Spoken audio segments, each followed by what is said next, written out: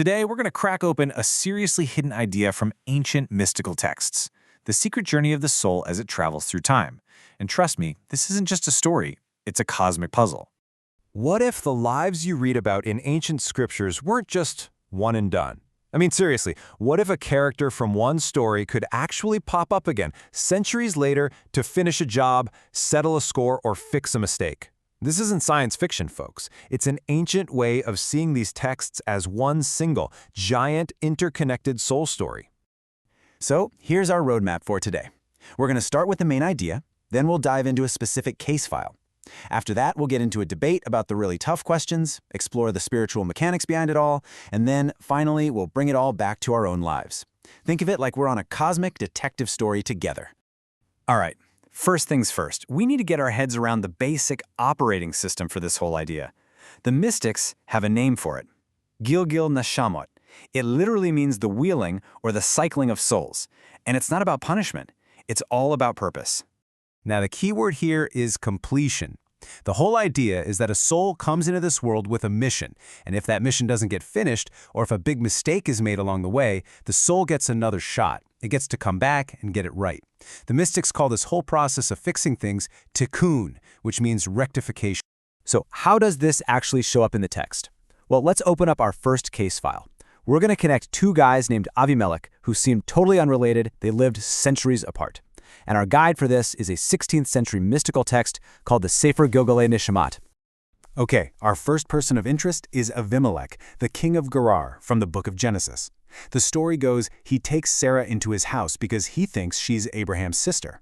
Now, he's acting out of ignorance, right? But in this cosmic system, not knowing you're doing something wrong, well, it doesn't just erase the consequences. A divine line has been crossed.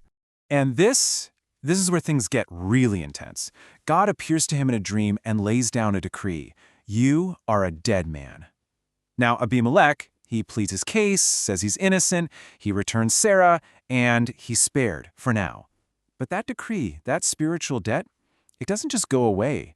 It's just hanging there in the cosmic air, waiting to be settled.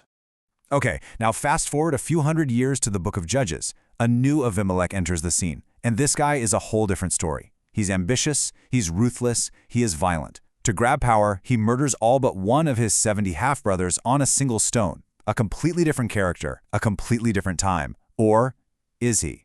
And this is where the mystics blow the whole thing wide open. They say the second Abimelech is the reincarnation of the first one. His violent life comes to a sudden end when a woman drops a millstone on his head from a tower, fulfilling that centuries-old decree from Genesis. You are a dead man because of the woman. The cosmic books are balanced. The soul completes its tikkun. I mean, that's an incredible story, right? But let's be real. It also brings up some really tough, uncomfortable questions about fairness.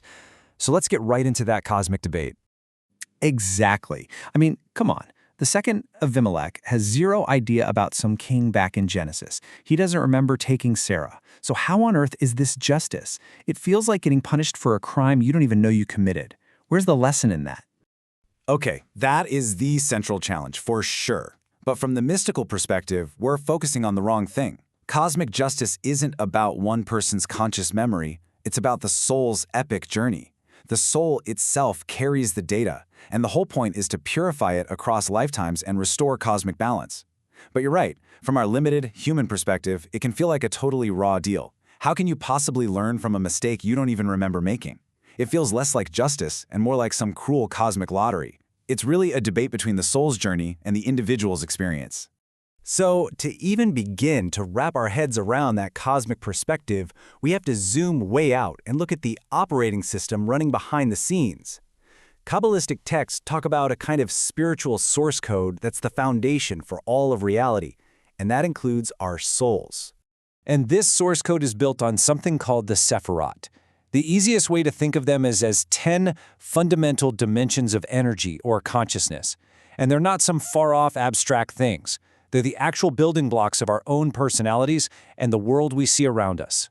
So according to our sources, every single soul is mainly rooted in one or more of these energies. Abraham's soul, for example, is the total embodiment of chesed, just unbounded kindness. But a soul might need to come back to fix an imbalance. So someone who lived a life of unchecked chesed, maybe giving so much that they destroyed themselves, might have to return to learn the lessons of Gevurah, strength, discipline, and how to set boundaries. The soul's journey is all about learning to harmonize these divine energies inside itself. Okay, here's a modern way to picture this whole thing. Imagine a divine cloud, where every soul is like a unique data file. Each life is like downloading that file into brand new hardware, a body, to run a new program, or maybe debug some old corrupted code.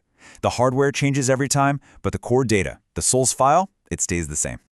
So what does all this ancient wisdom mean for us, right here, right now? It's fascinating to talk about cosmic clouds and ancient kings, but the real question is, how do we bring this powerful idea down to earth? Let's boil all of this down to just one single, actionable challenge that you can take on this week. Okay, here's the challenge. Step 1. Identify one area in your life that just feels unresolved. Your own personal, unpaid cosmic debt. It could be a relationship, a situation at work, whatever. Step 2. This week, take one small action to move it towards Tikkun, towards resolution. Don't try to solve the whole thing at once. Just send that email, make that phone call, or offer that apology. Take the huge, grand idea of rectification and make it real. And that brings us to our final thought. This whole framework, it invites us to see our lives in a totally different way. Not as just a random series of events, but as a really meaningful chapter in a much, much larger story. So the question I want to leave you with is this. If your soul is on a mission, what part of that mission are you working on today?